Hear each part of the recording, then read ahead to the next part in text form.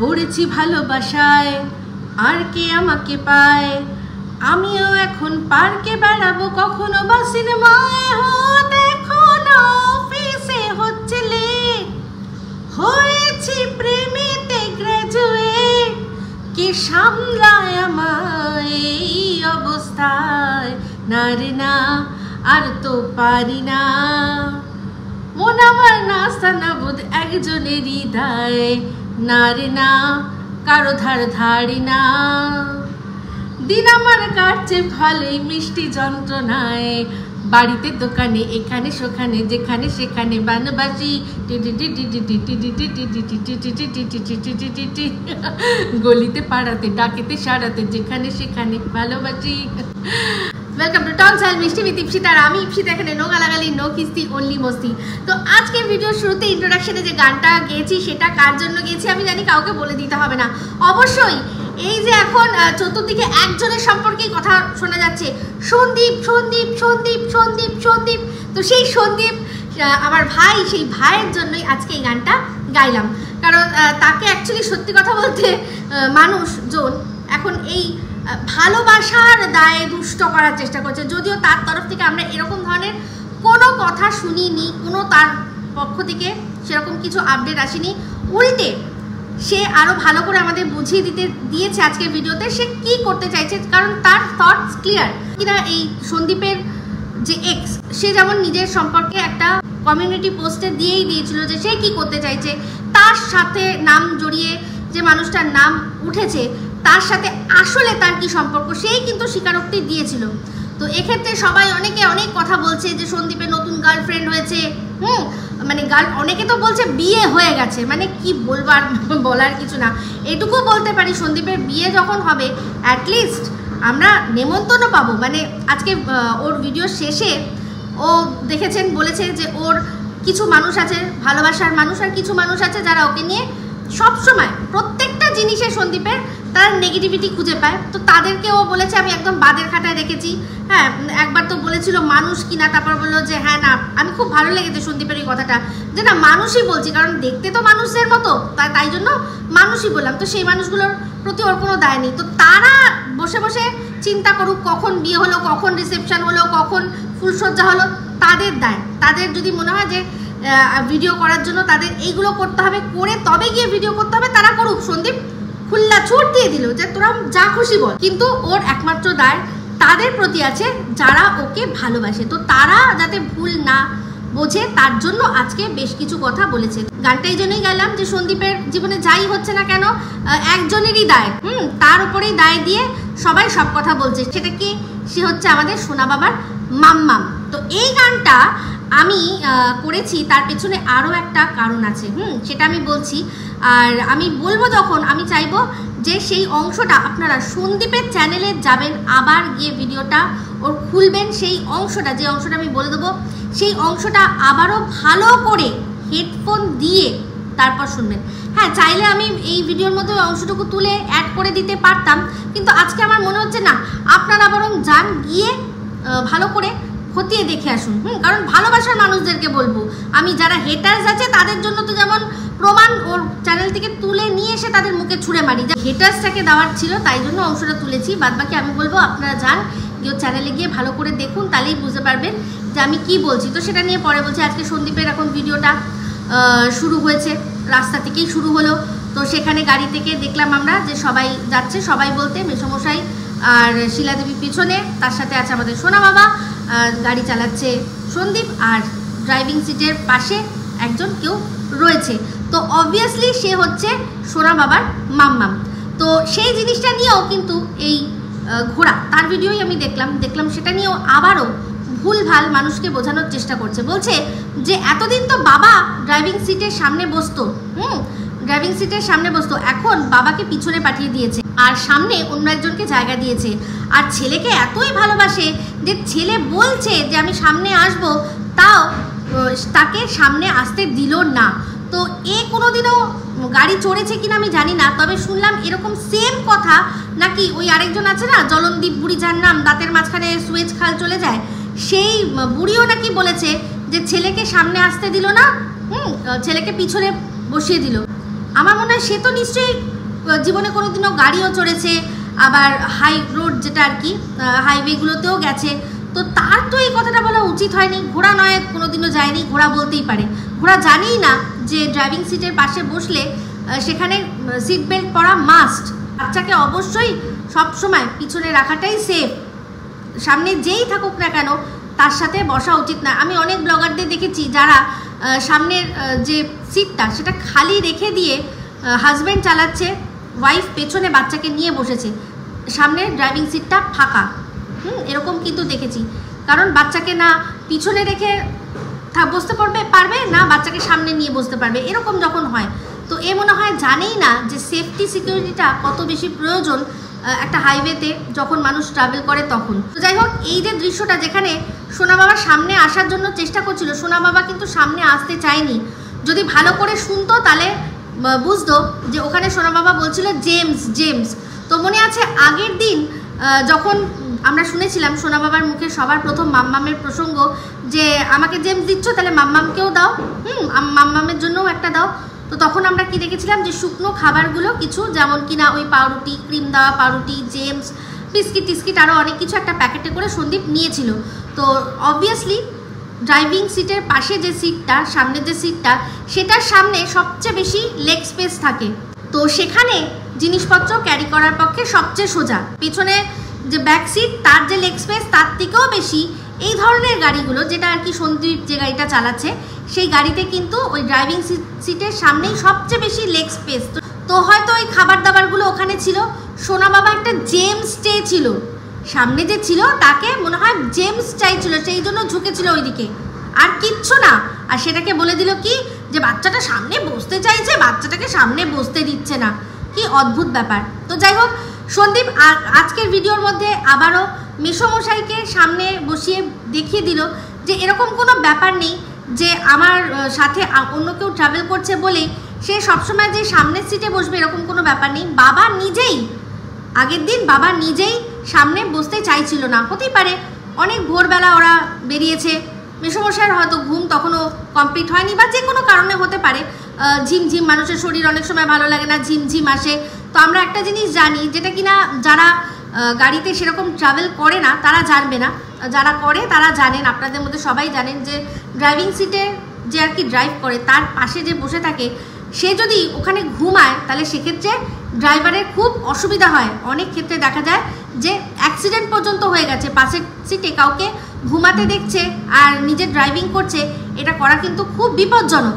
তো যাদের উপায় নেই একান্ত যে দুজন ট্রাভেল করছে, সেক্ষেত্রে এরকম হয় হয়তো, আমি জানি না সেটা, কিন্তু আমি দেখেছি, বরাবর দেখেছি যে এরকম যখন কারো ঝিম আসে তখন তাকে পিছনে পাঠিয়ে দেওয়া হয় যে হয় তুমি পিছনে বসো। তো পিছনের থেকে যদি কেউ যে জেগে আছে তাকে সামনে নিয়ে বসানো, এরকম কিন্তু হয়। কারণ এরকম প্রচুর ধরনের অ্যাক্সিডেন্ট হয়ে গেছে যেটা আর কি ড্রাইভিং সিটের পাশে তাকে ঘুমাতে দেখে ড্রাইভারের ঘুম পেয়ে গেছে, তাতে অ্যাক্সিডেন্ট হয়ে গেছে। তো সেক্ষেত্রে হয়তো মেসোমশাই মনে হয়েছিল সে সময়, যখন অপশান আছে, যদি কেউ না থাকতো একটা আলাদা ব্যাপার, যখন অপশান আছে, এতগুলো মানুষ গাড়ির মধ্যে ট্রাভেল করছে, তো আমি দেখেছি যে গাড়িতে উঠে শিলা দেবী আর আমাদের সোনা বাবা ওনারা কিন্তু একটু ঝিমিয়ে একটু ঘুমিয়ে ওরা পুরো রাস্তাটা ট্রাভেল করেন। তো একমাত্র মেসোমশাই জেগে থাকে। তো হয়তো এরকম হয়েছিল যে ভাল লাগছে না, ঠিক আছে, আরেকজন যখন আছে তার ঘুম পাচ্ছে না, সে সামনে বসুক, একজন বসা নিয়ে তো কথা। তো তাই জন্য হয়তো তাকে সামনে বসিয়ে তারপর ওরা গেছে। তো অসুবিধা তো কিছু নেই। তারপর তো সন্দীপ দেখিয়ে দিল যারা আর কি কেন বসিয়েছে, সামনে বাবাকে পিছনে পাঠিয়ে দিয়েছে, তাদের মুখে মানে হালকা করে একটা জুতোর বাড়ি পড়লো, তো হালকা করে জুতোর বাড়ি পড়লো। তো যাই হোক, সন্দীপদের তারাপীঠ ঘোরা খুব ভালো লাগলো। সত্যি কথা বলতে মা নিজের থেকেই হয়তো মনে করেছেন যে কৌশিকী অমাবস্যার দিনই তোমাদের টানবেন, টেনে নিয়ে গেছেন, খুব শুভ দিনে গেছো। আর তুমি যে ডিসিশনটা নিয়েছো রামপুরহাটে থাকার, সেই ডিসিশনটা হঠাৎ করেই তারাপীঠে পৌঁছে গেছো, তো তুমি খেয়াল করোনি যে এর মধ্যে কৌশিকী অমাবস্যা। তো তারাপীঠে সবচেয়ে বেশি ভিড় হয় কৌশিকী অমাবস্যাতেই। আর সত্যি সে সময় হোটেলগুলো এরকম যথেচ্ছভাবে যা ওদের মনে হয় তখন ওরা বিজনেসটা করে। একমাত্র খুব যেগুলো বড় বড় হোটেল আছে তারাই শুধুমাত্র তাও হয়তো যা দাম তাই রাখে, কিন্তু ছোটোখাটো দোকান হোটেলগুলো তো তারা যেরকম পারে ঝোপ বুঝে কোপ মারা বলে না, সেরকম ঝোপ বুঝে কোপ মেরে নেয়। তো আমার খুব ভালো লেগেছে যে তুমি ওখানে অতগুলো টাকা দিয়ে না থেকে তুমি যে রামপুরহাট চলে গেছো, সেখান থেকে ওখানে স্টে করে তারপর এসছো তারাপীঠে পুজো দিতে, আর বেশ ভালো টাকা তুমি সাশ্রয় করেছো, খুব ভালো। এই যে একটা জিনিস কি বলতো, যে টাকা আছে বলেই সেটাকে খরচা করতে হবে, এই জিনিসটা সত্যি আমিও পক্ষপাতী নই। তোমাদের সুযোগ সুবিধা ছিল, গাড়ি ছিল, সেই জন্য সেখান থেকে তোমরা রামপুরহাটে গিয়ে যে কম দামে একটা ভালো মোটামুটি হোটেল নিয়ে থেকেছো, এই ডিসিশানটা, এই চটপট ডিসিশানটা খুব তুমি ভালো নিয়েছো। তোমাকে দেখলাম তুমি 11,000 টাকা সাশ্রয় করলে, ওদিকে তোমার এক্স দেখলাম 2 টাকা করে সাশ্রয় করেছে, 3টে কানের দুলে মনে হয় টোটাল 6 টাকা সাশ্রয় করেছে, অনেক করে নিয়েছে। ওই যে গরিব মানুষ যারা দোকান দিয়েছে সেখান থেকে 2 টাকা করে কমিয়েছে, ওর হেভি জিতেছে। হ্যাঁ, কিন্তু সত্যি কথা বলতে তোমরা যেখান থেকে সাশ্রয় করেছো খুব ভালো করেছো, কারণ ওটা অকাদের বাইরে গিয়ে দামটা নিচ্ছিল। এমনি দিনে যখন নর্মাল ডে থাকবে সেখানে কিন্তু এত টাকা তারা নিতে পারবে না, আর এই জোর জুলুমও চলবে না যে 3 দিন বুক করতেই হবে, এরকম জোর জুলুমও চলবে না। তো তাদেরকে যে তুমি টাকাটা দাওনি, সাশ্রয় করেছো, খুব ভালো করেছো। বাকি এই যে 2 টাকা আর কি সাশ্রয় করেছে, তার তো জানো 2 টাকায় অবধি দৌড়।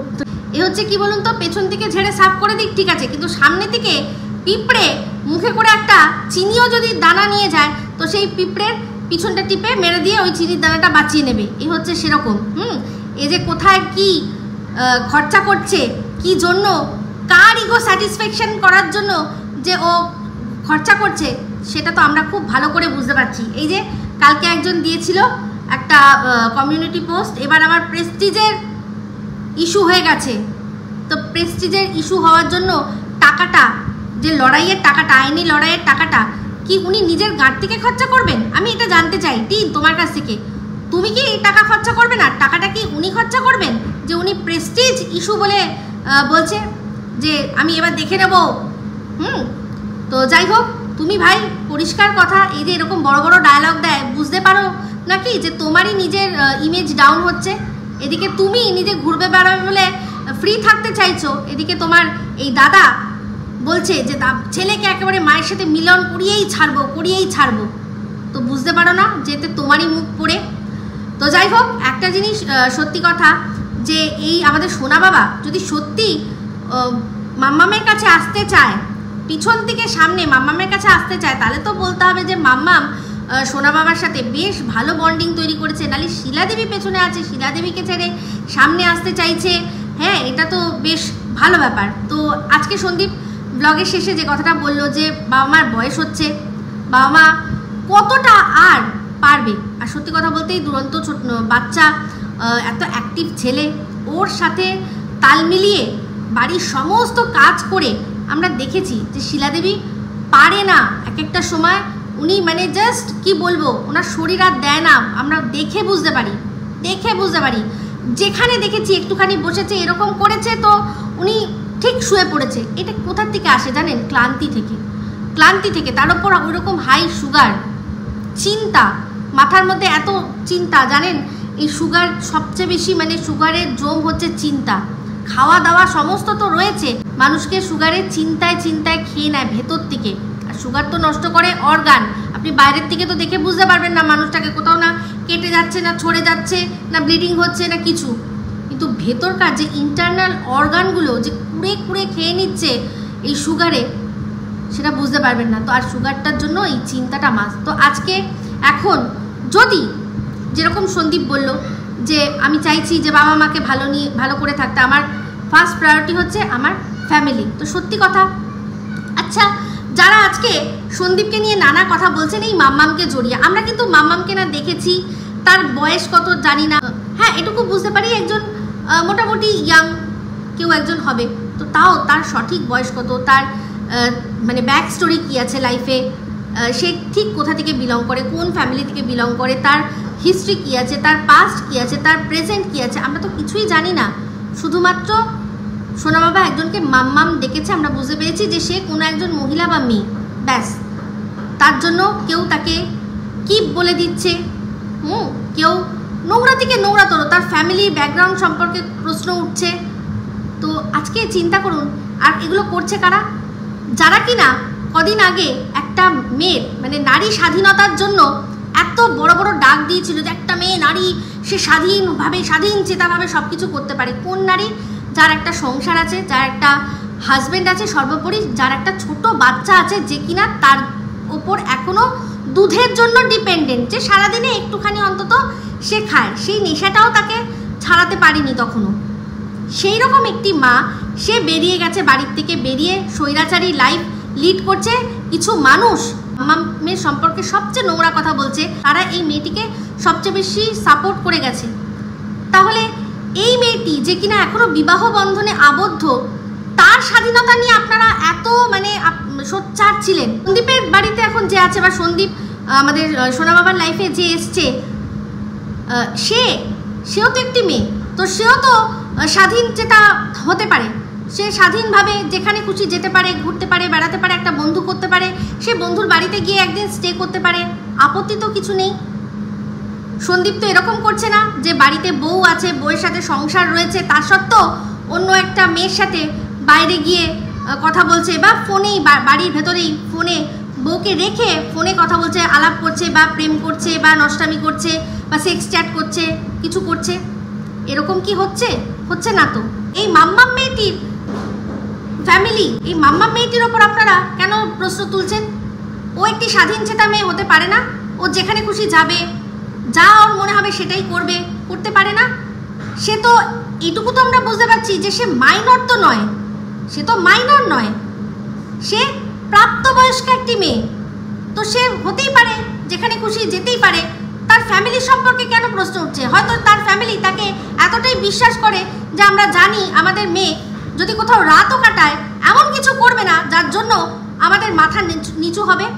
হয়তো এরকম বাড়ির মেয়ে, যারা মেয়েকে অগাধ বিশ্বাস করে, হতে পারে না? তাহলে কেন ছিচিতুতু করছেন?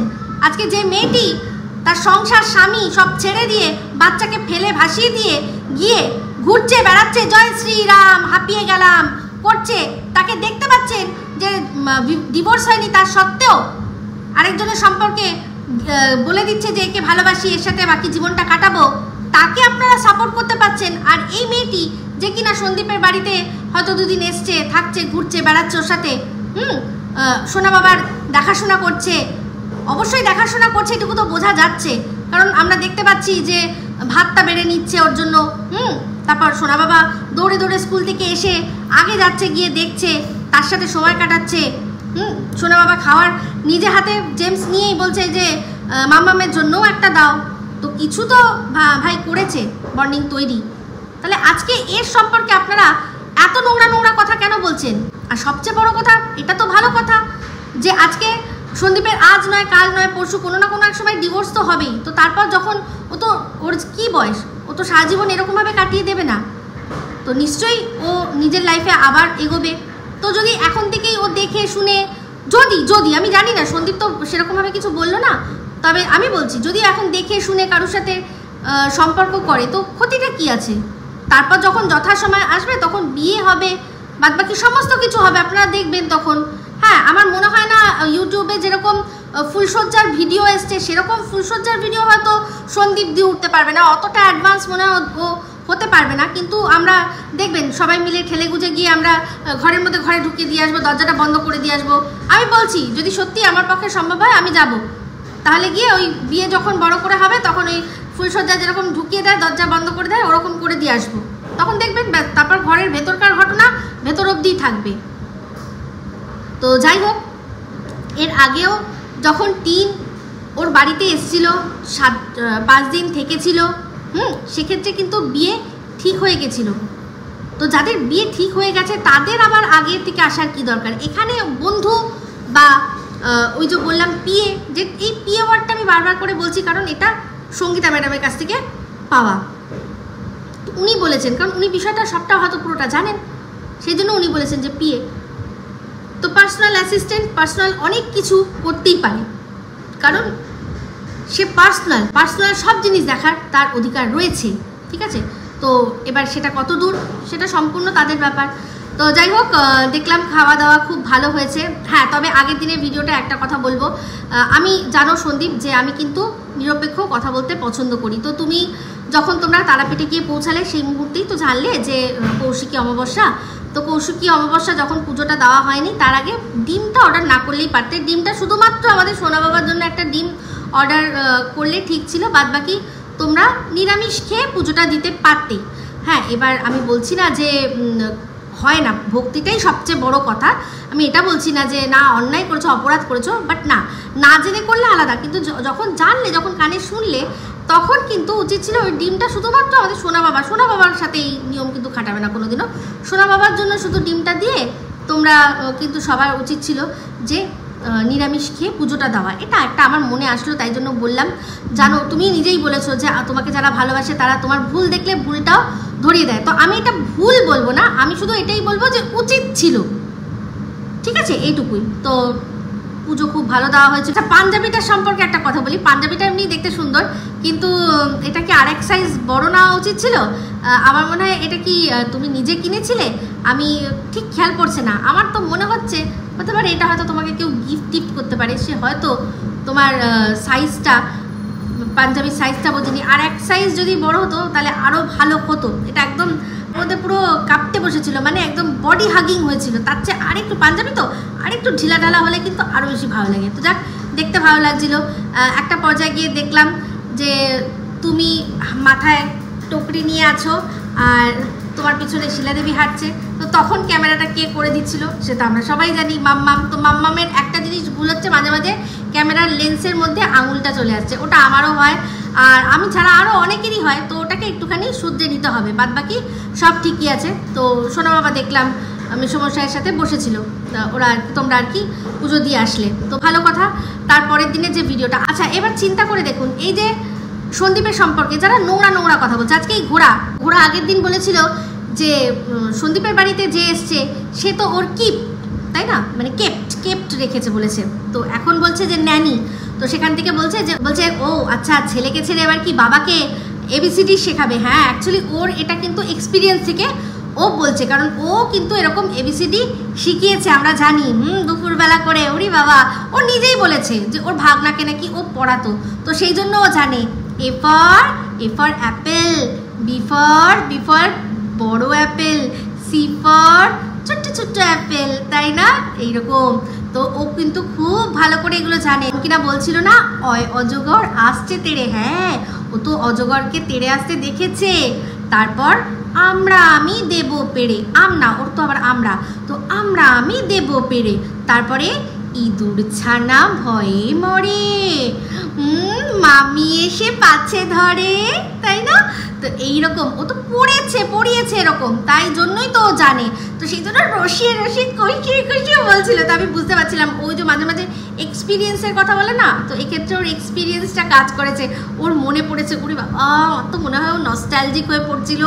ওর যে ভেতর থেকে মানে মনে হয় একদম এরকম শিভারিং হচ্ছিল যে ও কি মজা হচ্ছে, এরকম মজা তো আমিও করেছি। তো ওইটা ওর মনে হচ্ছিল আমার, যে ও এক্সপিরিয়েন্স থেকে বলছে। যারা এইসব নোংরা কথাবার্তা বলছেন তাদেরকে বলি যে আজকে সন্দীপকে দেখুন, ওর ছেলে ওর ফ্যামিলি নিয়ে ঘুরতে গেল।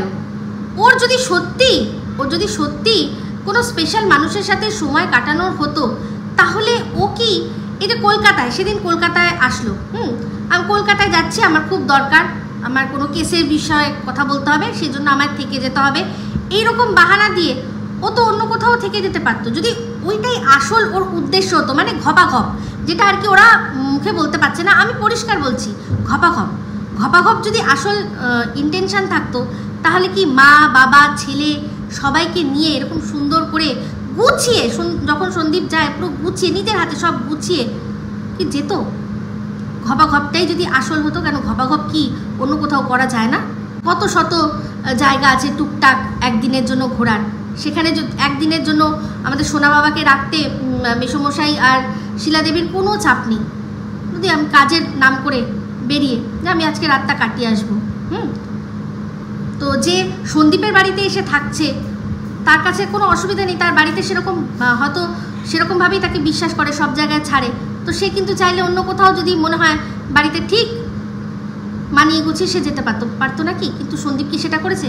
আজকে যারা এই টিনকে 1 বছর ধরে এত ঘুরতে, মজা করতে, আনন্দ করতে দেখেছেন, যারা অ্যাপ্রিসিয়েট করছেন, তারা আজকে সন্দীপকে একটু ঘুরতে যেতে দেখে এত তাদের রাগ হয়ে যাচ্ছে, যেখানে কিনা সন্দীপ ঘুরছে বেড়াচ্ছে যাই করছে বাবা মা ছেলেকে সাথে নিয়ে, তো পুরো পরিবারকে আনন্দ দিয়ে সেই ছেলেটার কি এইটুখানি অধিকার নেই যে সে একটু নিজের জন্য আনন্দ খুঁজবে?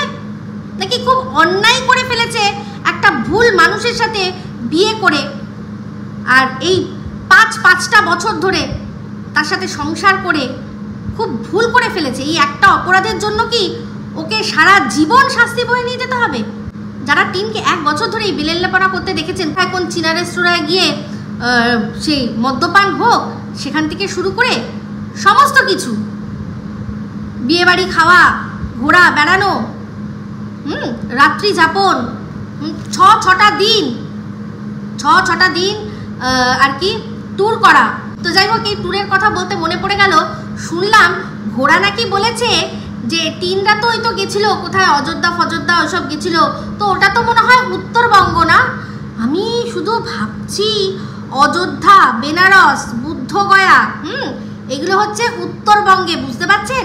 মানে একে যে আমি বলেছি ডিগ্রিধারী অশিক্ষিত এমনি বলিনি, আর এই যে বলেছি যে প্রত্যেক কটা ক্লাসে ও চটি পানু খুলে বসে থাকতো, তো আমি আজকে বলছি ভূগোল ক্লাসে ও চটি পানুও খুলতো না। ভূগোল ক্লাস শুরু হতো, গিয়ে বলতো দিদিমণি বড় বাথরুমে যাব, ওই বড় বাথরুমে গিয়ে বসে সারাক্ষণ চটি পানু ওখানে বসে পড়তো। ভূগোল ক্লাসও দেখেনি, করেইনি, সেই জন্য ও বলছে যে অযোধ্যা, বেনারস, বুদ্ধগয়া এগুলো নাকি উত্তরবঙ্গে। ভাই রে ভাই, মানে কোথায় যাব?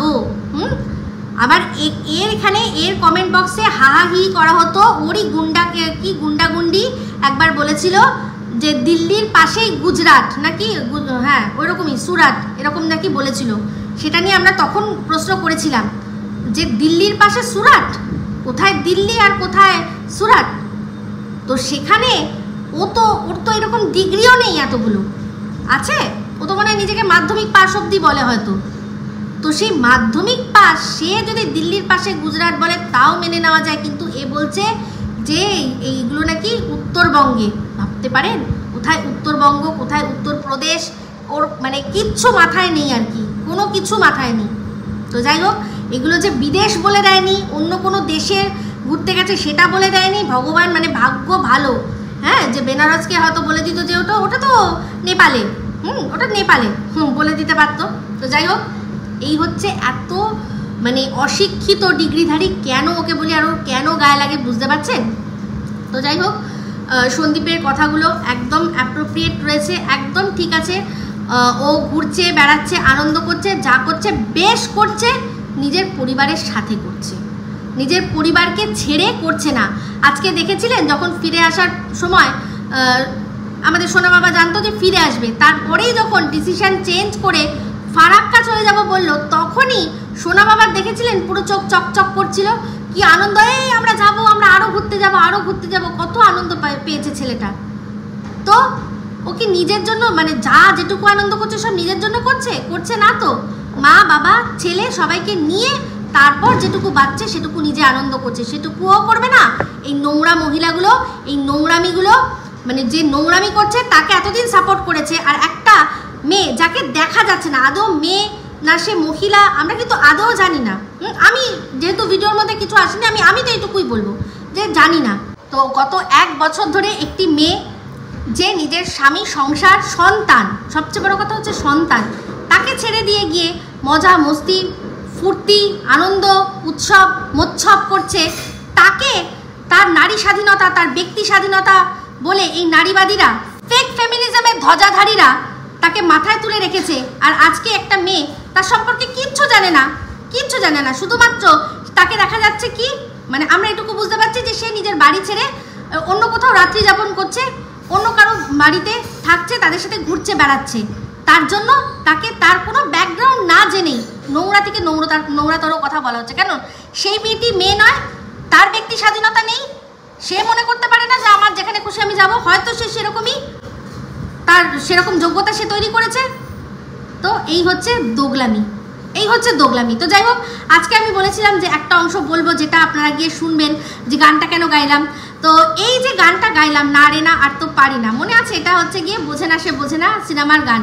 তো এই সিনেমাটাতে মিমির যে ক্যারেক্টার, যার আর কি এই দুজনের ওপরে তো হয়েছিল, সোহম মিমির ওপরে গানটা হয়েছিল। তো মিমির ক্যারেক্টারটার নাম ছিল কি রিয়া, ওড়িয়া ওড়িয়া করে বলতো, মনে আছে?